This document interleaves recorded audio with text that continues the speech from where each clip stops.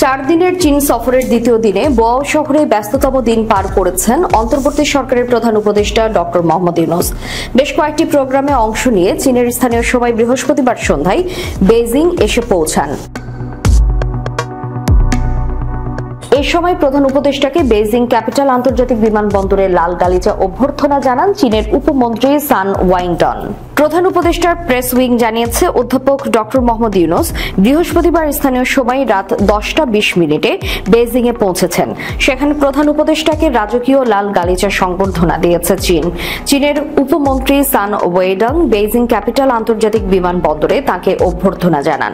শুক্রবার বেইজিং এর গ্রেট হল অব দ্য পিপলে চীনের প্রেসিডেন্ট শি জিনপিং এর সঙ্গে প্রধান উপদেষ্টার বৈঠক হওয়ার কথা রয়েছে। এর আগে বৃহস্পতিবার সন্ধ্যা 7টায় অধ্যাপক ইউনূস হাইনান প্রদেশের বোয়াও শহর থেকে বেইজিং এর উদ্দেশ্যে রওনা হন।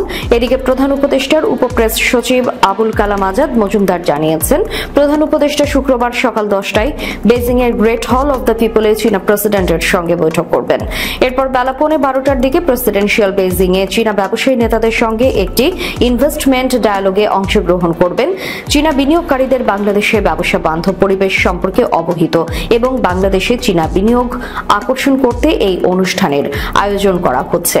প্রধান উপদেষ্টা একই স্থানে টেকসই অবকাঠামো ও জ্বালানি বিনিয়োগ, বাংলাদেশ 2.0 উৎপাদন ও বাজার সুযোগ এবং সামাজিক ব্যবসা, যুব উদ্যোক্তা এবং 3.0 বিশ্ব এই 3টি বিষয়ের উপর 3টি গোল টেবিল আলোচনায় যোগ দেবেন।